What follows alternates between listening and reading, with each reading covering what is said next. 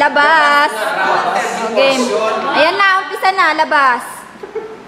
Okay. Live na live po tayo sa labas. Siyempre, 1, 2, 3. Live na live po tayo sa labas. Yes. Labas pala. Okay. Palakpakan naman po sa bagong guest.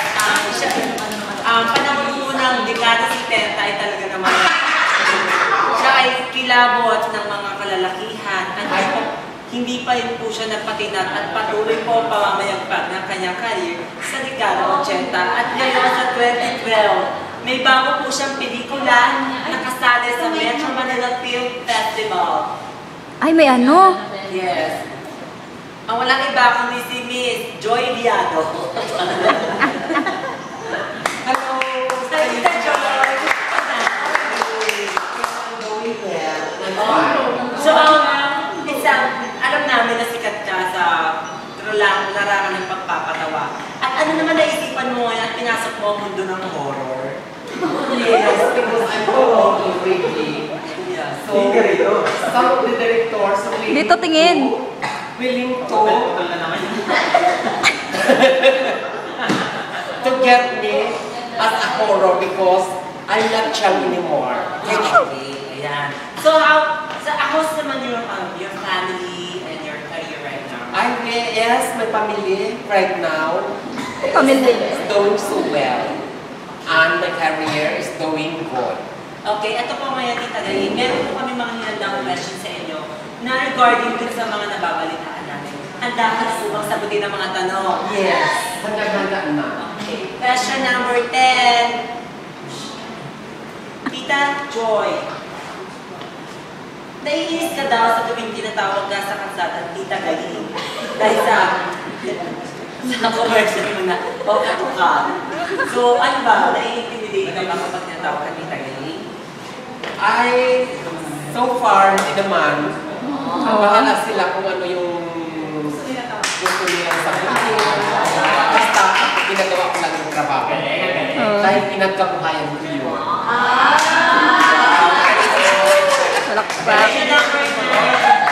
So, ganito ulit Tita Gaye na lang para ano? Sure. Question number 9. Ang Tita Gaye nababalitaan daw na may nakapagsabi daw sa set na ang baho daw ng hininga mo. Totoo po ba yun? Yan ang hindi totoo. Ako na sa mabaho yung bunganga nila kaysa sa akin. Palaman, Tita Gaye. Hindi pa putol-putol.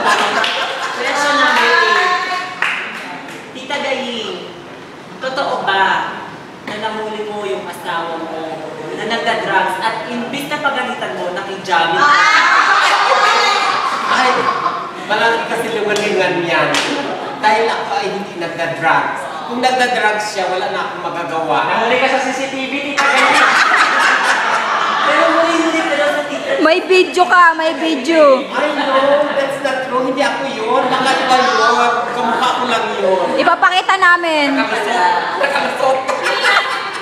So, nalagpasan na ni Tita Gaye ang tatlo sa mga mabibigat at pabigat ang mga question and answer.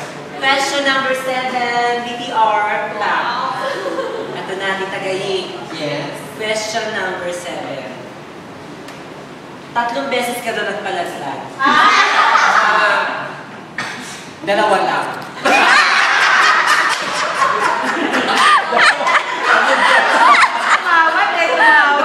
Please, you can't say Tita Gaye. So, ikwento ko naman namin bakit. At pinalaglag ko siya kasi hindi ko pa na siya tay. Ay wala na akong magawa kasi buntis na ako. So yung pangalawa, Sa career. narip lang ako noon. So, talaga na Na-rape po, ikaw ang nang-rape. Narip lang ako. Pinilit lang nila ako. A-corporate at one place. Question number 6. Tita Gaye, totoo bang kinutungan ka ni Tita Annabel? Dahil sa hindi ko malunod, umutot ka daw sa set. Umutot sa set, kaya kinutungan ni Tita Annabel. At wala ka daw natawa dahil akot ka daw sa kanya. Hindi totoo daw. Inggit lang siya Yung sa'yo. mga crew lang, yung utot doon. Pero ano, tita ganyan to ah. Katabi ako ang napabigil sa Hindi kasi, pero tita ganyan daw. Wait lang ako din. Tita ganyan. Yung pagkautot mo daw yun, bigla ka daw pumasok sa CR at nagpalit ng underwear. Nakita daw na CCTV na yung mana mo, underwear, may ipot. Ay, yan ay hindi totoo. Dahil, nagpapalit talaga ako every minute.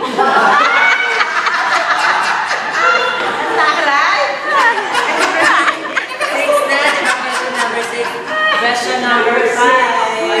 Every minute.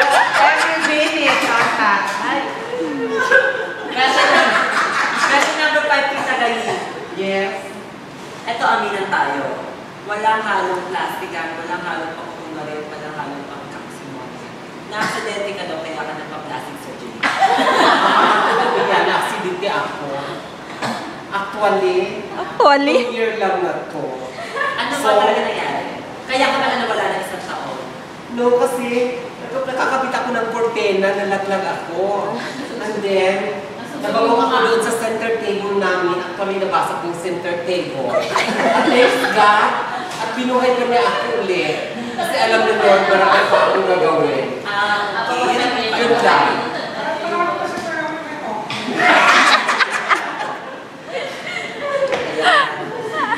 Question number 4. Yes. Gaano ko totoo? Na kayo daw ni Matet.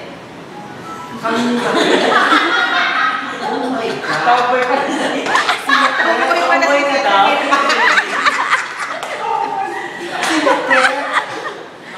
Nakita daw kayo naglalaplapan sa backstage. Ay, hindi yung totoo. May CCTV na naman. May video kami. So, paano mo ma-explain yun? Gusto ko makita yung video. Para patunayan ko kung ako nga yun. Oo, sige. Kami nakasama niyo yung Matit ever since. So, yun Ah. Hindi. si Ate Kayla. Si Ate Kayla. Yung pinito na yung... Actually, nakasama kami ni Ate Kay sa Saudi Arabia. Nag-lecture kami. During the time when Joseph Estrada were candidated for president. President. Yes. Ano naman pala? Question number 3.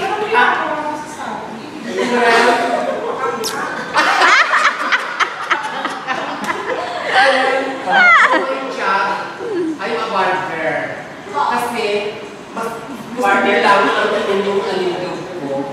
Lahat ay pinagbigyan ko sila. Yung gusto ko lang. Okay. Pero, yung mga pangit, magbayad sila. Yung wapo at baka, libre na lang. Okay, question. Ito, pahigpit na pahigpit ang mga katanungan. Question number 4. Meron daw isa.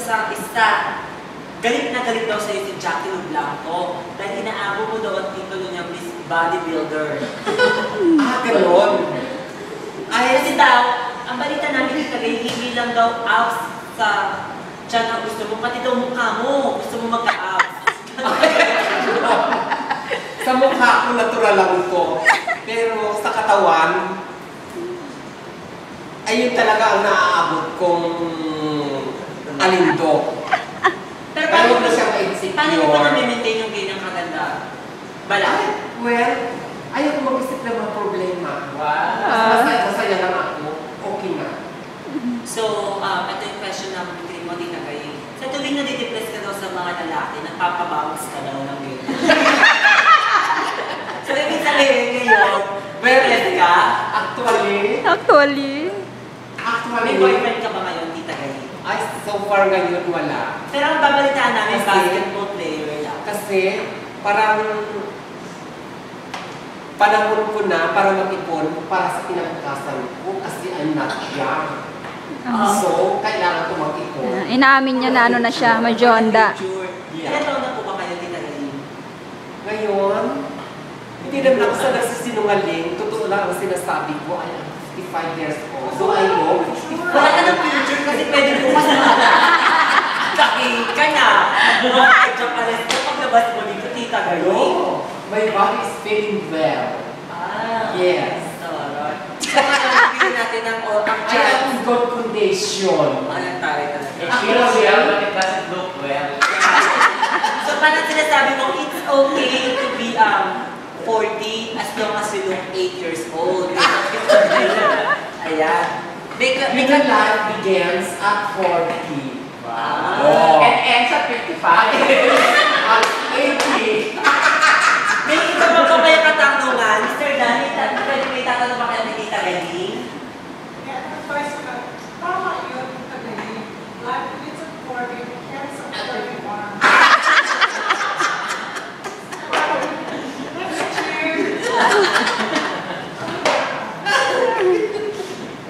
So, eto na po yung last na question mo.